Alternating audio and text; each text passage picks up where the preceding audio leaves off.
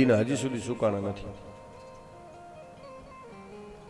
સજલ મૂળ સરિતા જીનહી, તુલસી એમ લખે, જેના મૂળ બળવાનો ને એ નદી કોઈ દી ન સુકાય.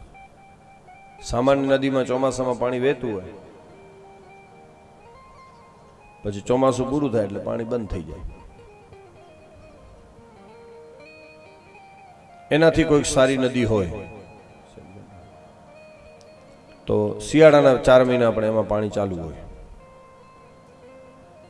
પણ શિયાળો તો કાઢી નાખે, ચોમાસામાં પાણી કાઢી નાખે, પણ જ્યારે ગ્રીષ્મ ઋતુના તાપ લાગે ત્યારે ગમે એવી નદીઓ સુકાઈ જાય.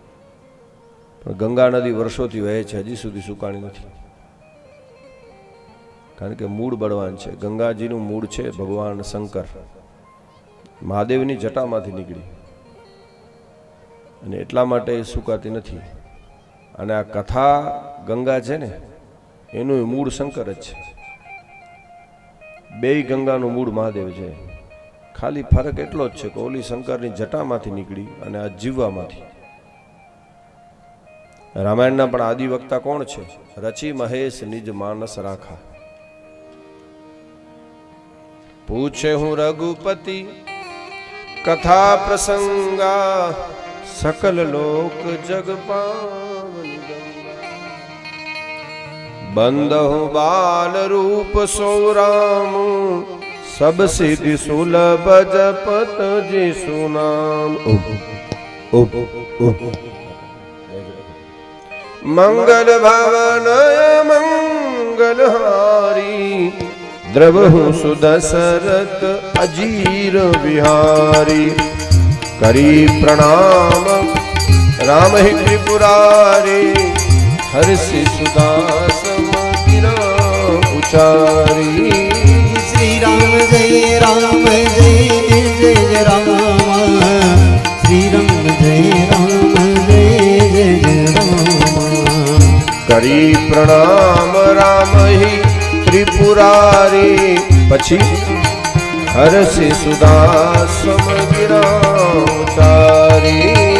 श्री राम जय राम जय जय राम, श्री राम जय जय राम।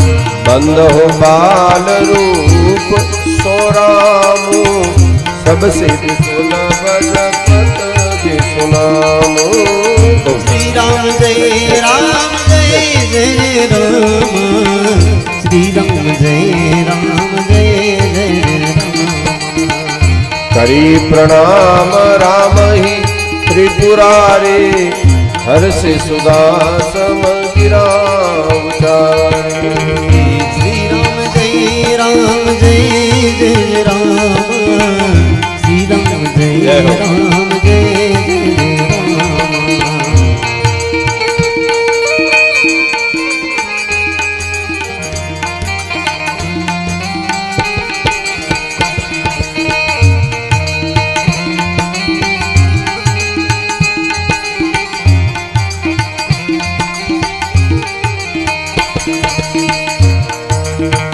बंदहु बाल रूप सौ रामु, सब सिद्धि सुलभ जपत जिसु नाम। मंगल भवन अमंगल हारी, द्रवहु सुदशरथ अजीर बिहारी। श्री राम जय राम जय राम, श्री राम जय जय राम। तो भगवान शंकर रामायण आदिवक्ता महादेव और भागवत आदिवक्ता महादेव। कारण के सुखदेव जी महाराज भगवान शिव नो अवतार है, એટલા માટે આ ગ્રંથની આગળ શ્રીમદ શબ્દ લાગે છે। શ્રી એટલે ભગવાન અને મદ એટલે મુખ। શ્રીમદ શ્રી શબ્દ એક વિશેષ રીતે વપરાણું છે, જ્યારે જ્યારે વપરાણું ત્યારે।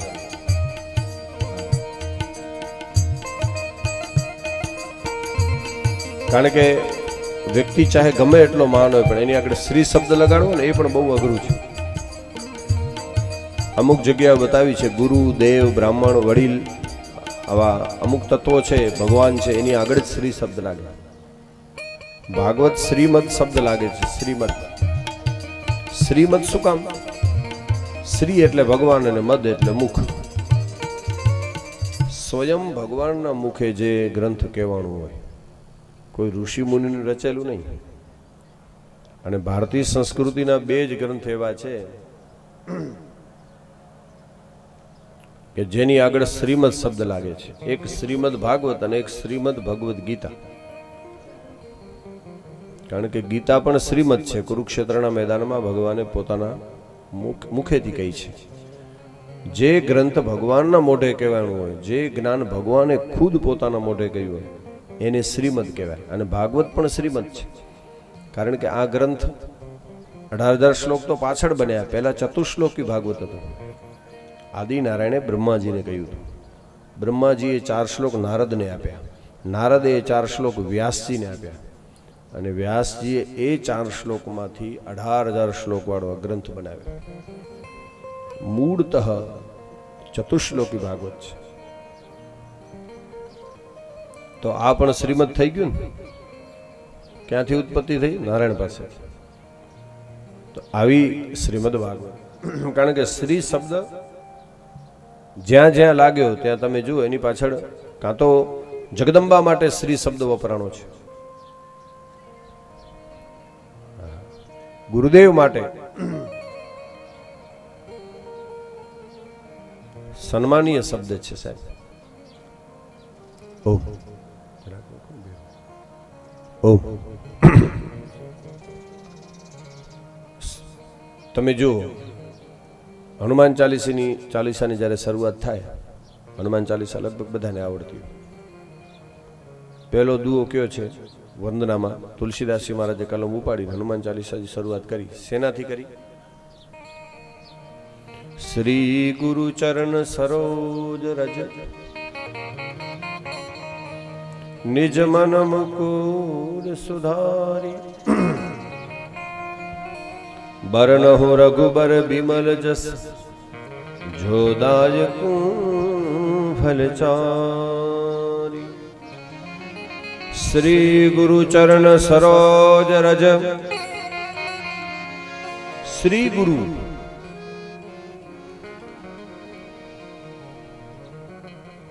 હનુમાન ચાલીસા કોની છે? હનુમાનજીની છે ને, બરાબર.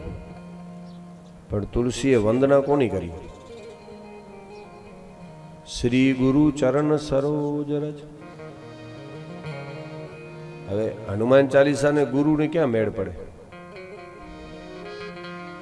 બરાબર છે. તો હનુમાન ચાલીસામાં વંદના પહેલા હનુમાનજીની આવી જોઈએ ને. પણ તુલસીદાસજી મહારાજે લખ્યું શ્રી ગુરુ ચરણ સરોજ રજ નિજ મન મુકુર સુધારી. તો ગુરુની વંદનાની હનુમાન ચાલીસામાં શું જરૂર હતી? કદાચ ગુરુની વંદના થઈ શકે, એમાં કોઈ ખોટું નથી. પણ હનુમાન ચાલીસામાં હનુમાનજીની વંદના જોઈએ ને પહેલા. જેની ચાલીસા છે, જેનો ગ્રંથ છે, એની વંદના આવે ને પહેલા. પણ હકીકતમાં શ્રી ગુરુ તુલસીદાસ છે હનુમાનની જ વંદના કરી છે. કેવી રીતે કરી છે એ સમજવાની વાત છે. શ્રી ગુરુ તુલસીદાસજી એમ કહેવા માંગે છે કે શ્રી જેની ગુરુ છે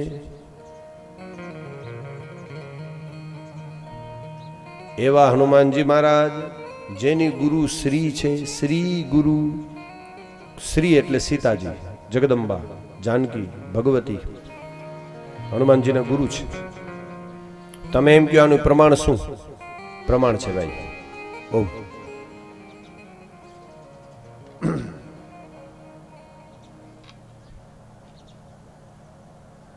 એનું પણ એક પ્રમાણ છે કે સીતાજી જાનકી છે ને હનુમાનજીના ગુરુ છે ભાઈ. આધ્યાત્મ રામાયણમાં ચોખ્ખું લખ્યું છે કે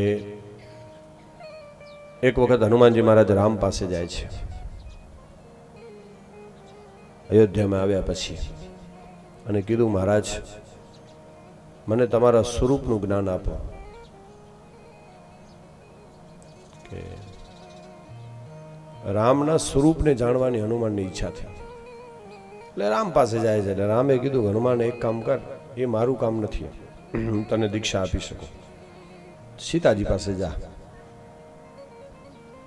અને ભગવતી જાનકી પાસે, સાક્ષાત ભગવતી પાસે જ્યારે હનુમાનજી આવે છે, રામના સ્વરૂપને જાણવાની એક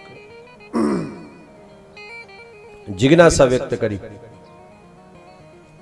અને આધ્યાત્મ રામાયણમાં લખ્યું છે કે હનુમાનજી મહારાજને રામના સ્વરૂપની દીક્ષા, એનું જ્ઞાન જાનકીજીએ આપ્યું. અચ્છા, પછી હનુમાનજી આવ્યા રામ પાસે પાછા દીક્ષા લઈને. તો જય હો. સીતાજી પાસેથી આવે છે. રામે પૂછ્યું, ઓમ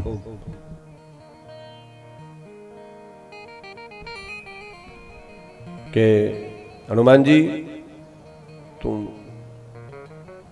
દીક્ષા લઈ આવ્યા? તો હા મહારાજ, દીક્ષા લઈ આવ્યો. તો કે સ્વરૂપનું જ્ઞાન થઈ ગયું?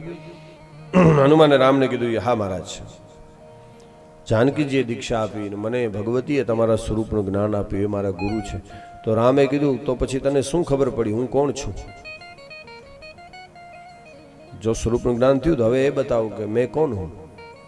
પછી એક શ્લોક છે અધ્યાત્મ રામાયણમાં, વેદાંતભાઈ, દેહ દ્રષ્ટ્યા ત્વદાસોહમ, દેહ દ્રષ્ટ્યા ત્વદાસોહમ, જીવ દ્રષ્ટ્યા ત્વદંશકા, વસ્તુતસ્તુ ત્વમેવાહમ ઇતિ મે નિશ્ચિતા મતિઃ, દેહ દ્રષ્ટ્યા ત્વદાસો, જીવ દ્રષ્ટ્યા ત્વદંશકા, વસ્તુતસ્તુ ત્વમેવાહમ.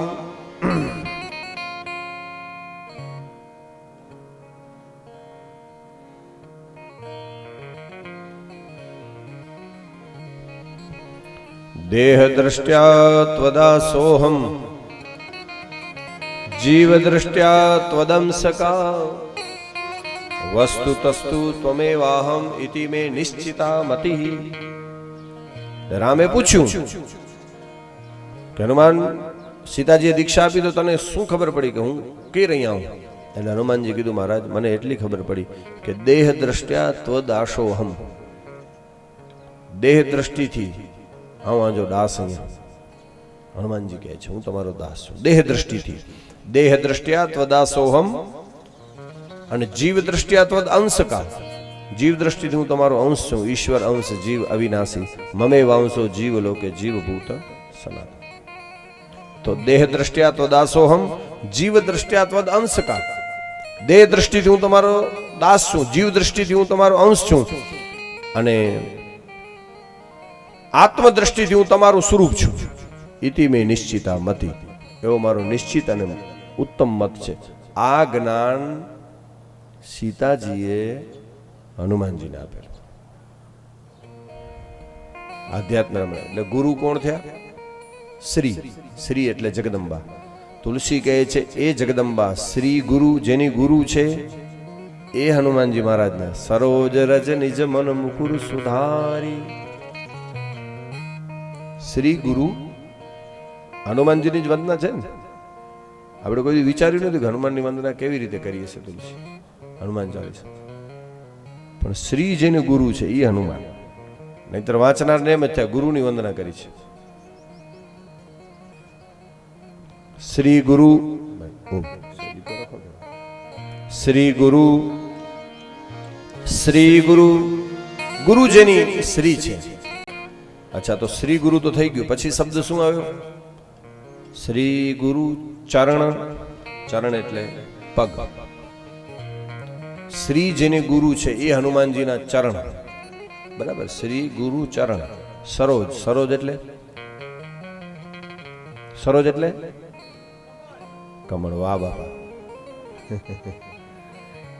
પણ બાપા કમળ કોલા અહીં ગુરુ જે ચરણ કે કમળજી કોલા ઉપમા દેને में આવી મુદ્દો ઈ છે શ્રી ગુરુ ચરણ સરોજ જેજા ચરણ કમળ અહીં. આપણે ઘણી વખત બોલતા હોઈએ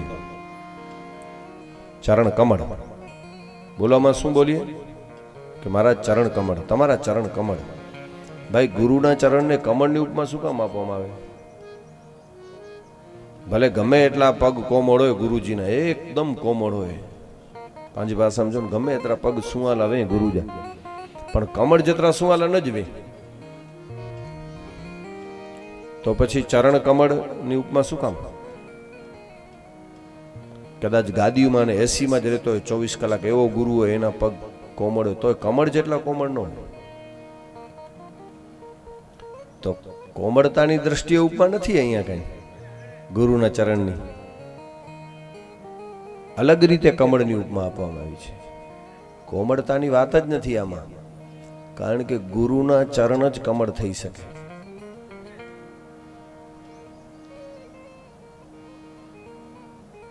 કારણ કે કમળ પાણીમાં રહે છે, છતાં પાણી એને સ્પર્શ નથી કરી શકતું.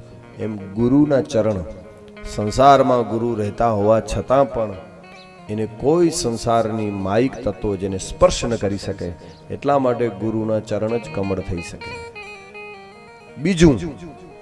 બીજું કે કમળ છે ને પાણીમાં ખીલે, અને જેમ જેમ પાણીનું સ્તર વધતું જાય ને એમ કમળનું પણ સ્તર વધતું જાય. પાણી સ્પર્શ ન કરી શકે, એમ કદાચ એવી કોઈ ઘટનાઓ થાય તો ગુરુના ચરણ જ કમળ થઈ શકે, એની વિસ્તાર વિશેષ થતો જાય. બીજું, કમળ છે ને ખીલે પાણીમાં બાપા, એનું જીવન પાણી મેદાનમાં, પણ કમળ છે ને રીએ છે પાણીમાં, પણ કોને જોઈને ખીલે? રીએ છે પાણીમાં પણ સૂર્યને જોઈને ખીલે. એમ ગુરુના ચરણ કમળ છે, જોડાયેલા તો ધરતી સાથે છે, પણ એની બુદ્ધિ હંમેશા પરમ તત્વને જોઈને ખીલતી હોય, એટલા માટે ગુરુના ચરણ કમળ. અને એક ઇસ્સે ભી આગે કમળ છે ને ગુરુના ચરણ એવા છે સાહેબ કે એ કદાચ પાણીમાં રહેતા હોય, પોતે તો નથી ડૂબતા, પણ ન કરે નારાયણને કોઈ ભમરો એના ઉપર બેસી જાય તો ગુરુ કમળ પોતે તો નથી ડૂબતો, પણ એના ઉપર ભમરો બેસી જાય ને એને ડૂબવા નથી દેતો. એમ ગુરુ છે, એની એ તાકાત છે, એના ચરણ કમળ છે. કમળ જેવી ઉપમા આપી છે, પોતે તો સંસારમાં નથી ડૂબતા, પણ કોઈ એના પગ પકડી લે ને સાહેબ તો એને સંસારમાં ડૂબવા નથી દે, એટલા માટે ચરણ કમળ. શ્રી ગુરુ ચરણ સરોજ, એટલા માટે કમળની ઉપમા આપી કે જેના ચરણ સરોજ છે, જેના ચરણ કમળ છે. ન જગ છૂલો ન હરી ભૂલો, कर्म कर जिंदगानी में रहो, दुनिया में कमल रहता ज्यूं पानी में.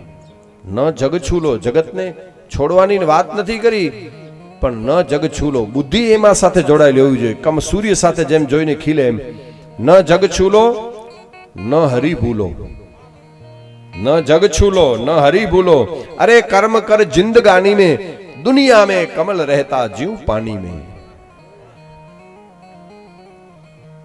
એટલા માટે જ સ્વામી કહેવાય છે. જગતના જ્યારે છોડવાની વાત આવે એટલે ઘડીના છઠ્ઠા ભાગમાં છોડી શકે, એને ગુરુ કહેવાય, એને સંત કહેવાય.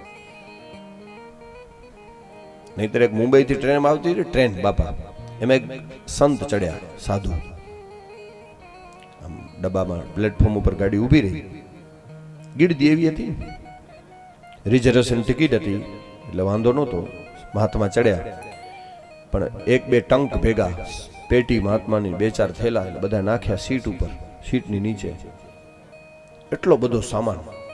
એમાં એક કરોડપતિ શેઠ ચડ્યો, એની પણ એટલી જ બેગું ને એટલા બેગ ને બધા સામાન નાખતા હતા ને ત્યારે ઓલા શેઠે કીધું કે હડાહડ કલિયુગ છે, હવે સંત બની ગયા, સંસાર છોડી દીધું, અને 3 બેગું, 2 4 થેલા, આપણા જેટલો સામાન આનો છે,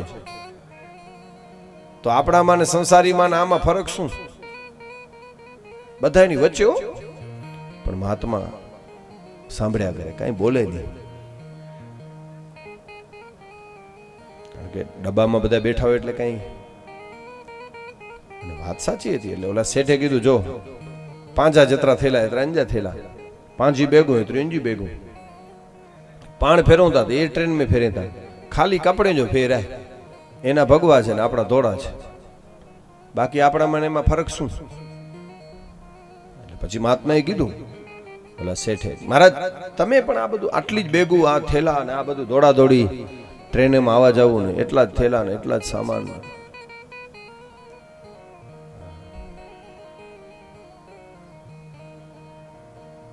થોડી વાર તો મહાત્માએ સાંભળી લીધું.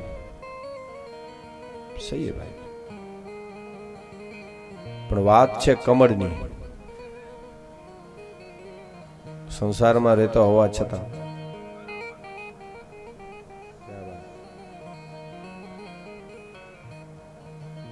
એટલે મહાત્માએ કીધું કે ભાઈ વાત સાચી હો, તમે જોરદાર જ્ઞાની માણસ છો. તો ઓલો રાજી થઈ ગયો, જો મેં સાધુને પણ પ્રભાવિત કરી દીધા. ઘણા માણસોને એમ કે મારા કહેવાથી સાધુ પણ, અને પછી તો વટ થયો કે મેં સાધુને મોઢે મોઢે કહી દીધું. મહાત્માને એમ થયું કે આને કેવું શું, વાંધો નહીં. ટ્રેન આગળ ચાલી, 1 સ્ટેશન 2 સ્ટેશન 3 સ્ટેશન, એક જગ્યાએ 20 મિનિટના હોલ્ટ માટે ટ્રેન ઊભી રહી.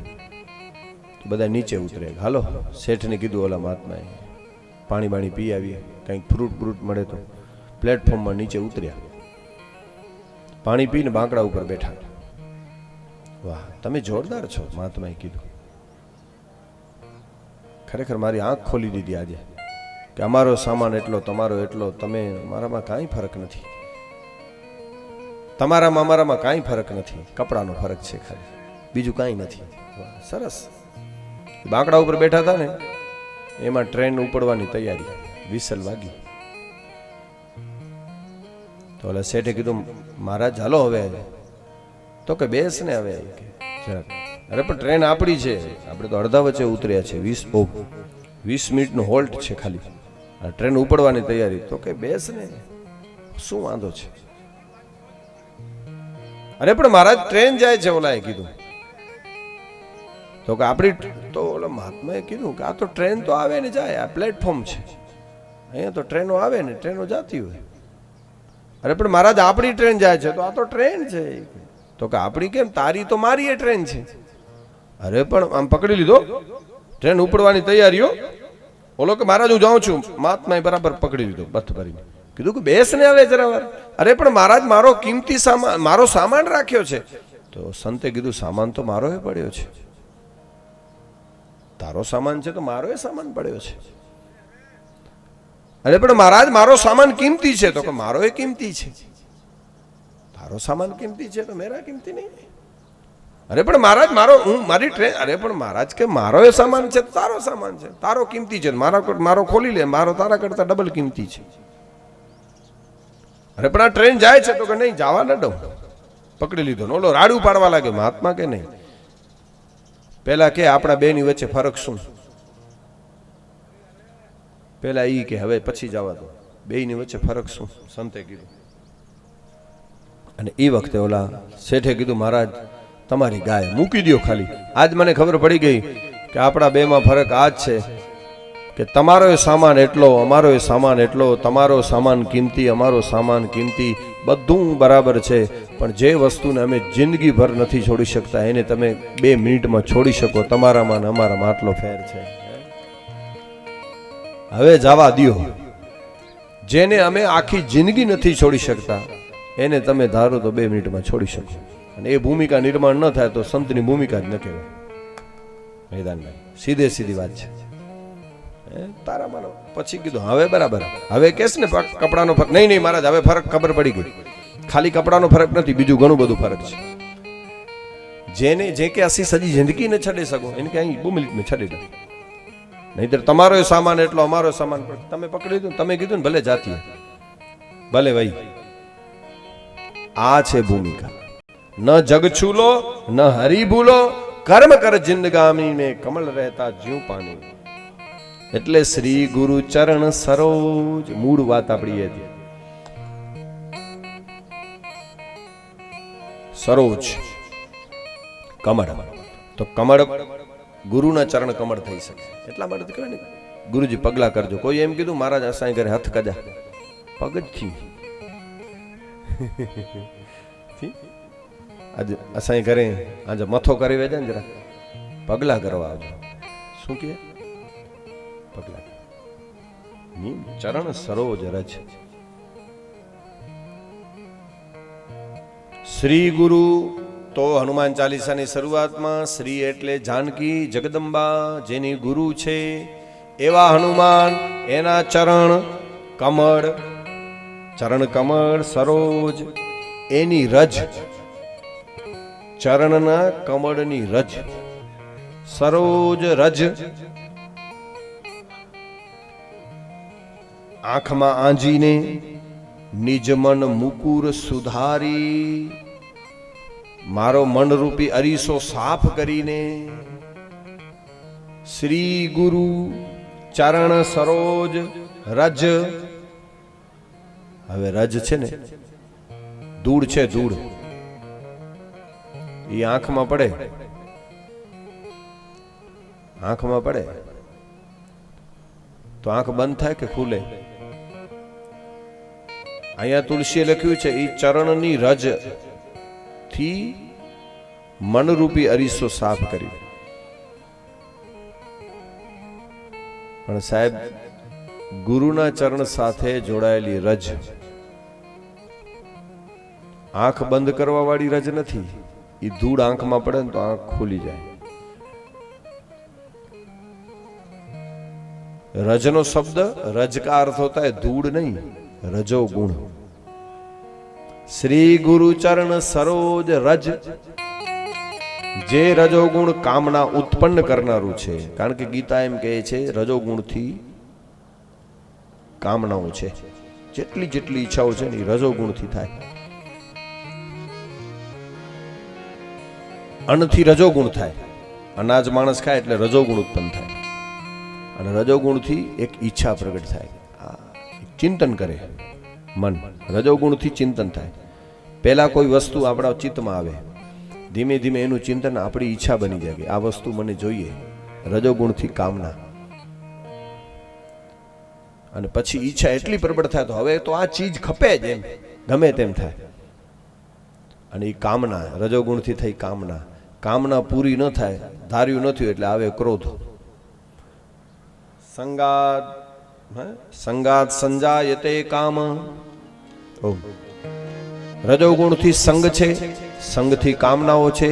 સંગાત સંજાયતે કામાત, કામાત ક્રોધો વિજાયતે, ક્રોધાત ભવતી સમોહ, સમોહાત સ્મૃતિ વિભ્રમ, સ્મૃતિ ભ્રષ્ટાત બુદ્ધિ નાશો, અને છેલ્લે બુદ્ધિ નાશાત પ્રણશ્યતિ. સજી શંકર છે બાપા ભીરી દુર્ગુણી. હે ગીતા લાઈનમાં આવે, બધા દુર્ગુણો આવે. એટલે તો મૂળ ક્યાંથી ઉત્પન્ન થયું? રજોગુણથી. તો જે રજોગુણ લૌકિક કામના ઉત્પન્ન કરનાર છે એ જ રજોગુણ ગુરુના સાથે જ્યારે જોડાઈ જાય ત્યારે એ રજ, એ કામના નહીં પણ પરમ તત્વ સુધી લઈ જનારું રજ પ્રગટ થાય છે. એટલે શ્રી ગુરુ ચરણ સરોજ રજ, નિજ મન મુકુર સુધારી. અંદર જોવાની વાત છે. શ્રી ગુરુ ચરણ ધ્યાય તો વિષયાન પુંસાન. ગીતા એમ કહે છે સંગસ્તે સ્તુ ઉપજાયતે સંગાત ભવતી સમોહ સ્મમોહાત. ધાર્યું ન થાય એટલે ક્રોધ આવે, ક્રોધથી મોહની ઉત્પત્તિ થાય. ક્રોધાત ભવતી સમોહ, મોહથી સ્મૃતિ ભ્રષ્ટ થાય. સ્મૃતિ ભ્રષ્ટ થાય એટલે બુદ્ધિ નાશ પામે. બુદ્ધિ નાશાત પ્રણશ્યતિ. પૂરું. જય સિયારામ. વિષયોનું ચિંતન કરવાથી કામના, કામના પૂરી ન થાય તો ક્રોધ આવે. ધાર્યો નથી. ક્રોધ જો સ્વભાવ જ ભૂતકાળ, ક્રોધનો સ્વભાવ ભૂતકાળ છે બાપા. જો આપણે ત્યાં ત્રણ દુર્ગુણ કહેવાય, કામ, ક્રોધ અને લોભ. ત્રણેયના સમય અલગ છે. ક્રોધનો સ્વભાવ છે ભૂતકાળ. ભૂતકાળ કેવી રીતે? કોઈ ઘટના બની ગઈ, ગ્લાસ પીવાય, કાચ દો, છણ્યો, જુરી પીયો, ઘટના બની ગઈ.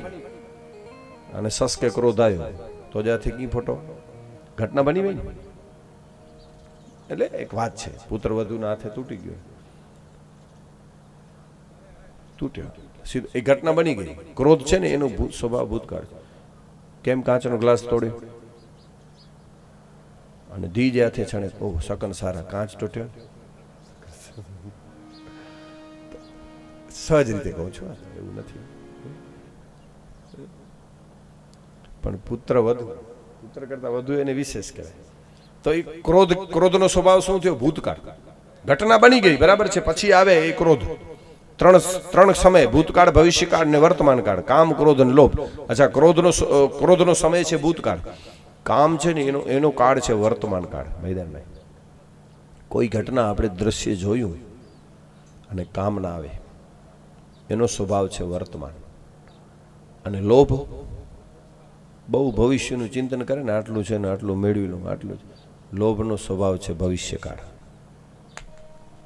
કામ, ક્રોધ અને લોભ, ભૂતકાળ, ભવિષ્યકાળ અને વર્તમાન કાળ.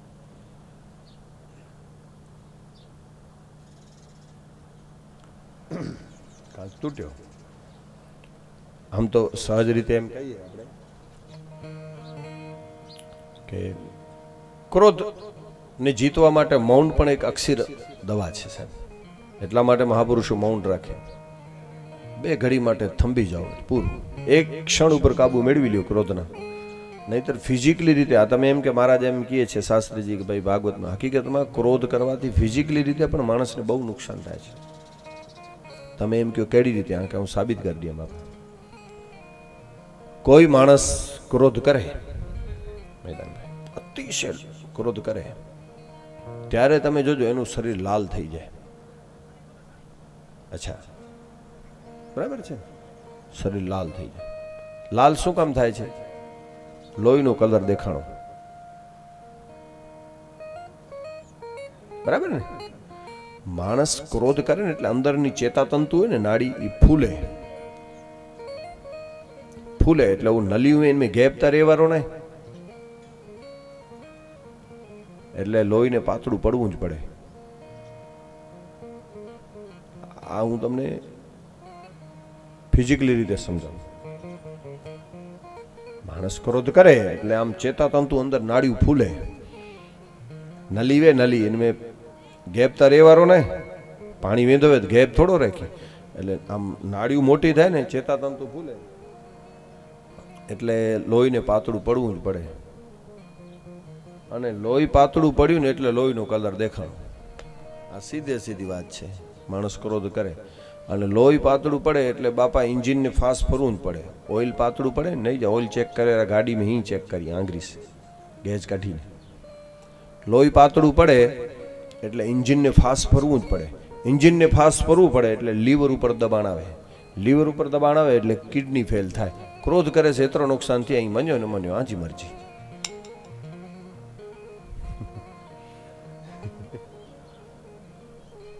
બાપા આટલું નુકસાન થાય, કિડની ફેલ થાય ડાયરેક્ટ. જો કે એ ક્ષણિક હોય, ઉતરી જાય તો પડી પાછું હતું એમને એમ થઈ જાય. પાછું બધું જરા વારમાં ઉતરી ગયું તો વળી પાછું હતું એમને બધું નોર્મલ થઈ જાય, વાર લાગે. કારણ કે ક્રોધમાં છે ને માણસની 250 ગણી શક્તિ જાગૃત થાય છે સાહેબ. આ બાજુ આપણે જાશું તો વાર લાગશે, સાયન્સ બાજુ જાશું તો માણસની બોડીના 10 પ્રકાર છે. એસ્ટ્રલ બોડી, ઓરા બોડી, ये बड़ा साइंस है साहब. इस तरफ अगर जाएंगे तो डर लगेगी. आभा બોડી હોય, ઓરા બોડી હોય. દરેક માણસની પાછળ એક ઓરા બનતી હોય. ફોટામાં તમે જોયું હશે, ઓરા હોય. એની ઓરા હોય સાહેબ, એની આભા હોય. એક સભામાં કોઈ માણસ આવે એટલે તમે જોજો સભા સ્તબ્ધ થઈ જાય. 50,000 માણસો બેઠા હોય, એની એક ઓરા હોય. દરેક માણસની પાછળ ઓરા બનતી હોય, એનો પ્રભાવ. ફોટામાં તમે જોયું હશે, પાછળ આમ સૂર્યનારાયણ જેવું દેખાય, ઓરા હોય માણસની. એક માણસ બેઠો એટલે 50,000 માણસો સ્તબ્ધ થઈ જાય. અને એ માણસ નીકળી જાય પછી પાછળ ખુરશી ઉડતી હોય મંડપ. એક માણસ અમે ઘણી વાર કથામાં કહીએ છીએ કે ભાઈ માણસની વ્યક્તિત્વ ઓરા છે ને, ઓરા એ અંદરની વસ્તુ છે. મેદાનભાઈ બાપા બેઠા છે એટલે હું ટૂંકમાં કહું કે ભગવતી સોનલમાના હજારો પરચા કે જે હોય તે આપણે એ બાજુ ન જતા, પણ માનો એક વાત મને એવું લાગ્યું કે આઈ સોનલમાં જ્યારે જ્યારે પ્રવાસે જતા મોટા મોટા દુરાચારી માણસીઓને સભામાં બોલાવે, મિટિંગમાં માર કરતો માણસ હોય ને, સાવ ગુંડા જેવો માણસ હોય, પણ જે મિટિંગમાં સોનલમાં બેઠા હોય ને એની હાજરી કાપી થઈ જાય, પછી માણસ બોલી ન શકે. એ એની એક ઓરા હતી. માં બેઠા હોય જેની મિટિંગમાં પછી પૂરું. એક વ્યક્તિની ઓરા હોય છે સાહેબ, એક એની હાજરી કાફી થઈ જાય. અને એમાં આપણે તો ભાગ્યશાળી સાહેબ કે માએ તો હંમેશા આના ઉપર પ્રાધાન્યતા આપ્યું છે, શિક્ષણ માટે પ્રાધાન્યતા આપી. અને મને કહેતા હતા બાપા કે આ સોનલ કેવી વાતો કરી હતી સાહેબ જેને. અને લતા બાપા એ કાળમાં આ સોનલ માટે એમ વિચાર્યું કે આપણે માને કચ્છમાં લઈ આવીએ. અને સમાજના 4-5 માણસો, એ વખતે તો પરિસ્થિતિ કેવી હશે ભાઈ, એ કાળને આપણે વિચારીએ. અને સોનલમા પાસે એ વખતે પ્રતિનિધિત્વ કરીને લતા બાપા ત્યાં ગયેલા મા પાસે અને વિનંતી કરી. મેરુબાને કાકબાપુને એ વખતે હતા ને, ક્યાંક બહારગામ ગયા હતા, અને લતા બાપાને ત્યાં રોકાણા સોનલમા પાસે. મા એને 2-4 દિવસ તો માએ એમને ફેરવ્યા પોતાની વાડીએ એને. પછી એને એમ થયું કે હવે અમે આવ્યા છે મા માટે. લતા બાપાને એમ થયું મા અસાલા કરે ને મિત્રોમણે કરી હતા. પછી કીધું કે મા હવે મેરુબાને એ તો બધા છે નહીં કાકબાપુ, પણ અમે આવ્યા છે એટલા માટે, અમારો ઇલાકો ગરીબ છે, કચ્છ પ્રદેશ એકદમ સીમાડાનો પ્રદેશ છે, પણ અમે વિનંતી કરી કે તમે પ્રવાસ કરો. પણ એ વખતે લતા બાપા પાસે માએ એક શરત મૂકી હતી કે હું આવું, પણ શિક્ષણ માટે તમે કંઈક કરો તો આવું સાહેબ. હે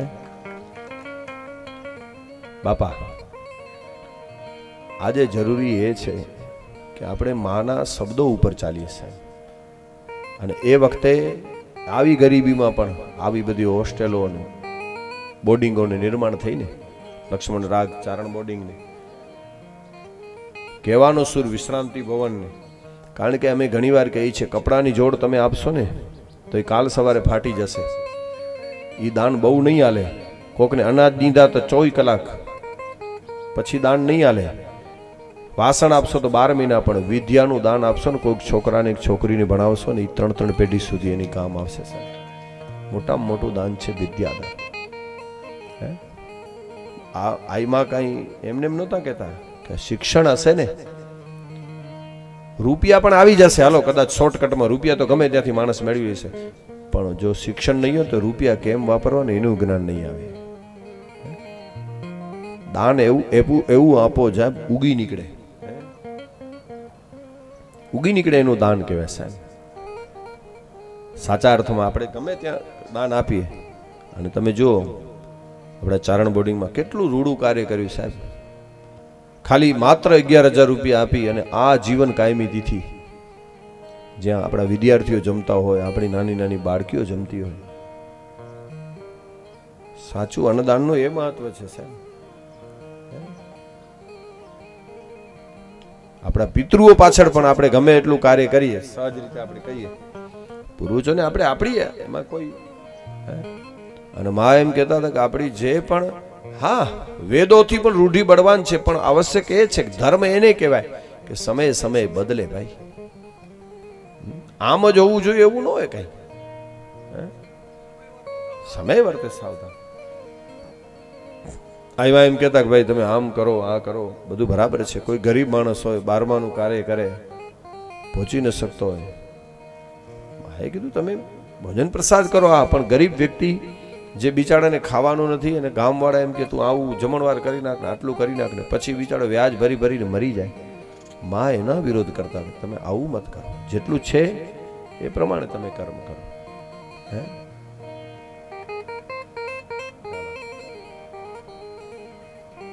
કારણ કે આપણે સોનલમાને માનીએ છીએ, પણ સોનલમાનું નથી માનતા. છબીઓ તો બધે રાખીએ છીએ, પણ એના શબ્દોને પાડીએ સાહેબ. એમાં કહેતા કે ભાઈ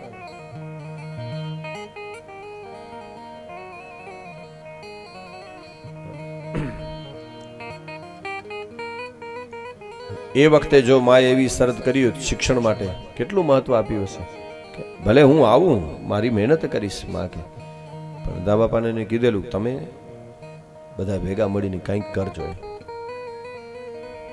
તો હું આવું કચ્છમાં. ગયા હશે ત્યારે કંઈક તો. અને એને માએ એમ કીધું ભલે એ લોકો નથી કાગબાપુ ને મેરુબાને ક્યાંક બાર ગામ ગયા હશે, કીધું એ ભલે નથી પણ હું તમને કહું છું આવીશ. અને પછી તો અનેક વાર આવ્યા સહજ રીતે. તો કહેવાનો સૂર એ છે સાહેબ, કહેવાનો ભાવાર્થ, મારું તાત્પર્ય એ છે, હેતુ કે આપણે કેવી પરંપરાઓ, આપણા માં એમ કહેતા ભાઈ તમે પિતૃનું કાર્ય કરો, 12મું કરીએ આપણે, 11મું કરીએ, એમાં કેટલા બધા માણસો આવે. નિયમાનુસાર તો શું છે કે શાસ્ત્રો એમ કહે છે કે શિપિંડીકરણ કહેવાય એને, 12માની વિધિને શિપિંડીકરણ કહેવાય. અને શિપિંડીકરણમાં એવું જરૂરી નથી કે આખું ગામ આવે, બીજા વર્ણના આવે, હજારો માણસો આવે અને આપણે પૂછડે પાણી રેડતા હોઈએ. આવશ્યક છે, કારણ કે નીલ પૃચ્છેતુ તર્પિતા એવો નિયમ છે, નીલ પૃચ્છેતુ તર્પિતા. પણ નિયમ પ્રમાણે એવું શાસ્ત્રોમાં ઉલ્લેખ નથી કે ભાઈ આખું ગામ પાણી આપે, બધાએ પાણી આપે. શાસ્ત્ર પ્રમાણે જે જીવનું મૃત્યુ થયું છે એના પરિવારના જે ગોત્ર, એટલે એક ભાઈ ધારે કે મુંદુડા એટલે મુંદુડા ગોત્ર જોઈએ ને એ જ એને પાણી આપી શકે. કારણ કે બધાનું કોઈ એવી આવશ્યક નથી કે બધા આપે ને લાઈનું લગાડે. તો જે છે, કારણ કે જૂનું કાઢવું ને એ અઘરું છે ને નવું લઈ આવવું એ અઘરું છે. બહુ વેદો કરતા રૂઢી બળવાનો હોય છે ઘણી વખત. પણ સાહેબ શરૂઆત તો કરવી જોઈએ સહજ રીતે.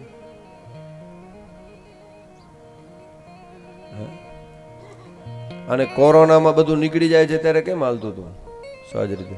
જો હું તમને સ્પષ્ટ કહું, મારે જરપરામાં 5 દિવસની ગરુડ પુરાણ હતી. પંચની ગરુડ પુરાણ ભાઈ કાનાબા ભાઈ પંચની 7ની 80 7ની ગરુડ પુરાણ. બહુ ટાઈમ સાહેબ, ઘણે સંઘર્ષ કે 7 દિવસ સુધી અમે, ત્યારે તો કોઈ એ વખતે કાળમાં કોઈ જરપરામાં કોઈ બ્રાહ્મણ, અમારા બાતિયા ને અમારા ગીલવા તો અમારા બાપુજીના ખાસ બાતિયા ને ગીલવા એની ગોરચવા ખાસ જરપરા, કારણ કે એકડી શાખા હે. તો 7 દિવસ સુધી અમે ગરુડ પુરાણ 2 ટાઈમ વાંચતા. બધા પરિવારવાળા ભાઈઓને સદરીમાં બેસવું પડે, કથામાં આવવું પડે. પછી સમય આવ્યો કે 5 દિવસ થયા. પછી 5 દિવસ તો પછી નીકળે એમ જ નહોતા.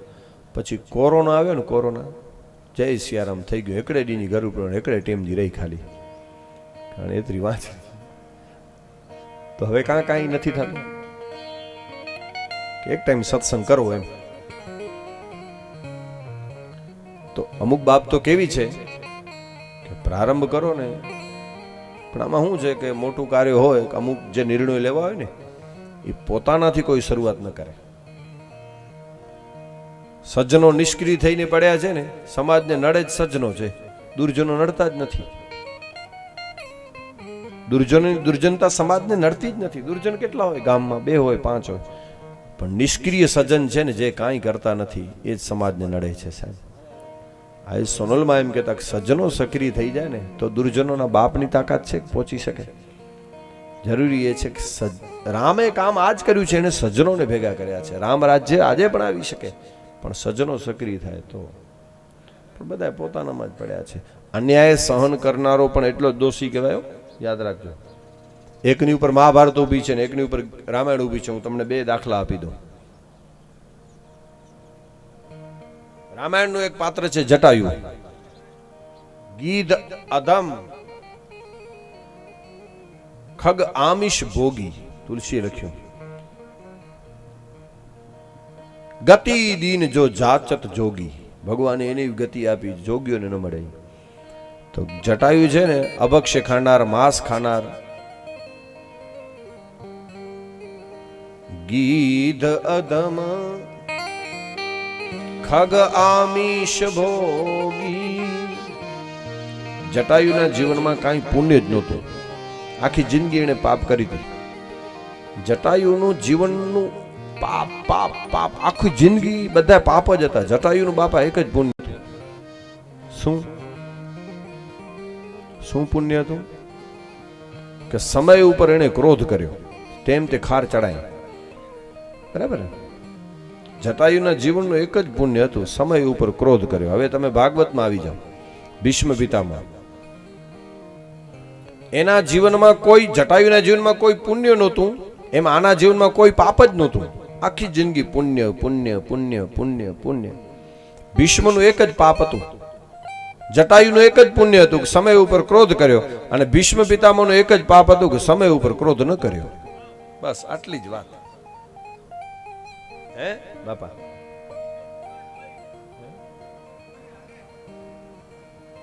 અને જટાયુનું ક્રોધ કરવું ને એ એનું પુણ્ય બની ગયું. ખાર ચડાય એ એનું પુણ્ય બની ગયું. શું કામ ખબર? સંસ્કૃતિ ઉપર, ધર્મ ઉપર, ગામ ઉપર, સમાજ ઉપર ખોટી આંચ આવતી હોય, એના ઉપર કોઈ ઘા કરતો હોય, સંસ્કૃતિ ઉપર બેન દીકરી ગાય, સાહેબ એ વખતે ક્રોધ કરો ને ક્રોધ કરવું પુણ્ય બની જાય. અને ભીષ્મ પિતામહ ચૂપ બેઠા હતા. સંસ્કૃતિ ઉપર ઘા થતો હોય, કંઈક ખોટું થતું હોય ને એ વખતે ચૂપ રહેવું ને એ પાપ થઈ જાય. થઈ ગયું ને પાપ. અન્યાય સહન કરનારો પણ દોષી કહેવાય. ચાણક્ય એમ કહેતા ભારતને, જોકે ચાણક્ય તો રાજનીતિની ભાષામાં કહેતા કે સમાજને, દેશને એવા જ માણસોએ બરબાદ કર્યો છે જે એમ કહે છે મને રાજકારણમાં રસ નથી.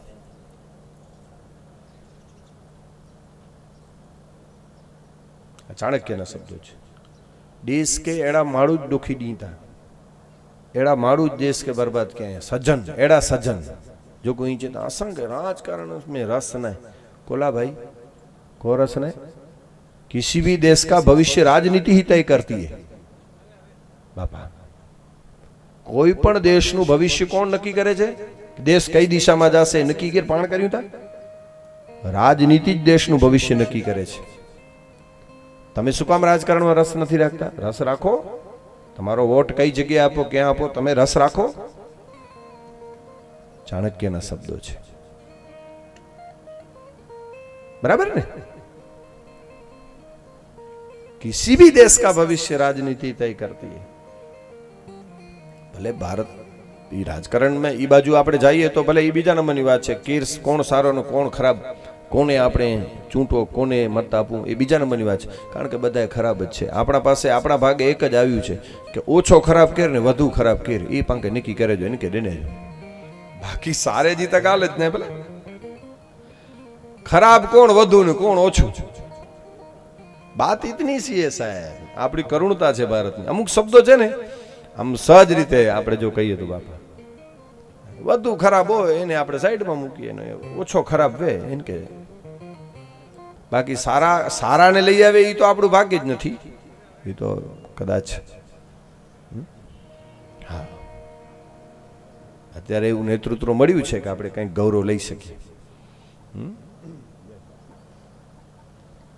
તો કહેવાનું સુર આપણે વાત એ કરતા હતા, શ્રી ગુરુ ચરણ સરોજ રચ. કથાનો આજે અંતિમ ચરણ છે.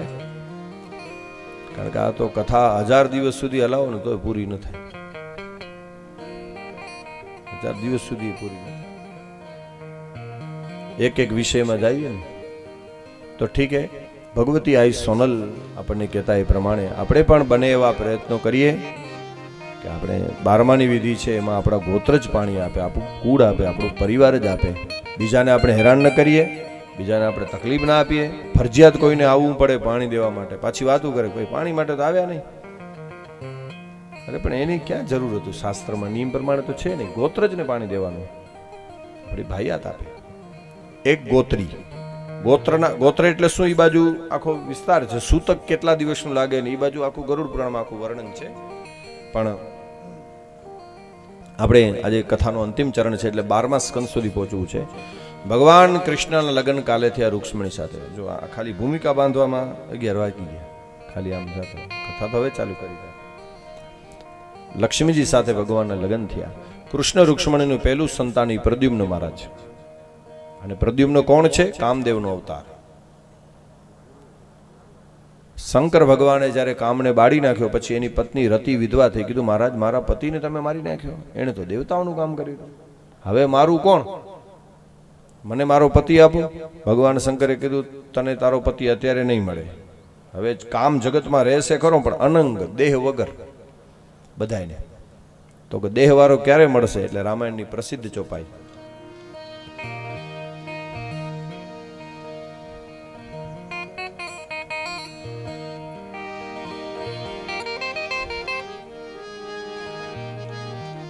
जब यदुवंश कृष्ण अवतारा होई हरण महामही भारा.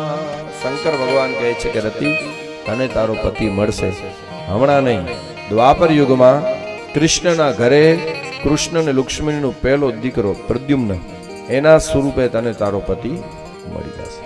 અને કીધું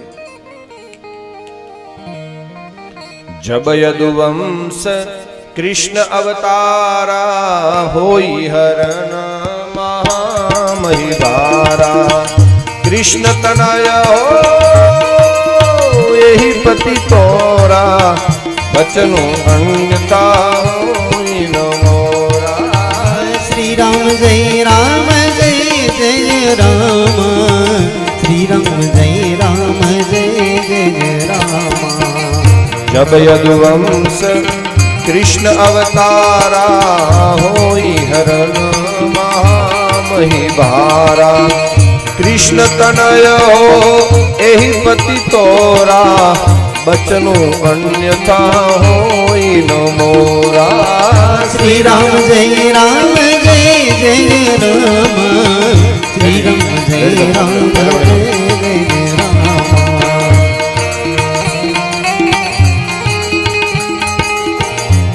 અને પ્રદ્યુમ્નનો જ્યારે જન્મ થયો દ્વારકામાં, કામદેવનો અવતાર છે.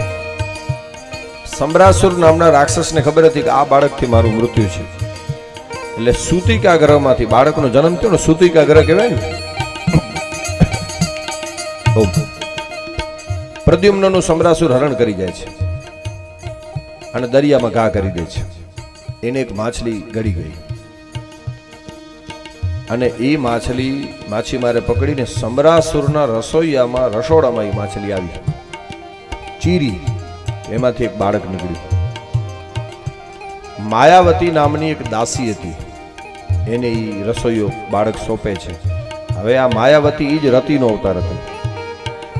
નારદજી આવે છે, નારદ, અને માયાવતીની કહે છે આ બાળક સામાન્ય નથી, છે તારો ધણી, હવે સંભાળવાની જવાબદારી તારી. હે? અને પછી પ્રદ્યુમ્ન જ્યારે યુવાન થયો ત્યારે એને લઈ અને આવે છે દ્વારકામાં અને વિધિવત એના લગ્ન થયા. કામદેવનો અવતાર. જબ યદુવંશ કૃષ્ણ અવતારા હોઈ હરણ મહામહિભારા. કૃષ્ણ તનય એહિ પતિ તોરા, બચનો અન્યતા. राम जय जय राम, श्री राम जय जय जय राम. અરવિંદભાઈ આપણા ધરબુડીના પ્રમુખ અરવિંદભાઈ પણ જ્યારે પધાર્યા છે. ખરેખર ધરબુડી ધામ આપણું ગૌરવ લઈ શકે આખો વિસ્તાર, એવું એક ધામ છે. અને અત્યારે તો ધરબુડી ઉપર કેવા વિકાસના કામો, સારું નેતૃત્વ હોય તો એનું ઉત્તમ ઉદાહરણ છે અરવિંદભાઈ. અત્યારે ખૂબ સારો વિકાસ કર્યો છે ધરબુડીનો. આપણે તો ઘરે બેઠે ગંગા છે સાહેબ, વિધિઓ માટે ક્યાં જવું પડતું છે, ટકા ખાવા પડતું, બધું સાધુવાદ છે. એમને તીર્થનો મહિમા છે સાહેબ, એટલા માટે મહાપુરુષોની ચરણની રજ હોય ને એને પવિત્ર કરનાર માની છે. ભૂમિનો કેટલો પ્રભાવ, જઈએ એટલે આપણે પ્રસન્ન થઈ જાય. જબ યદુવંશ કૃષ્ણ અવતારા હોઈ હરણ મહિભારા. કૃષ્ણ તનય એહી પતિતોણ બચનું અન્યતા હોય ન મોરા બચનું અન્યતા હોય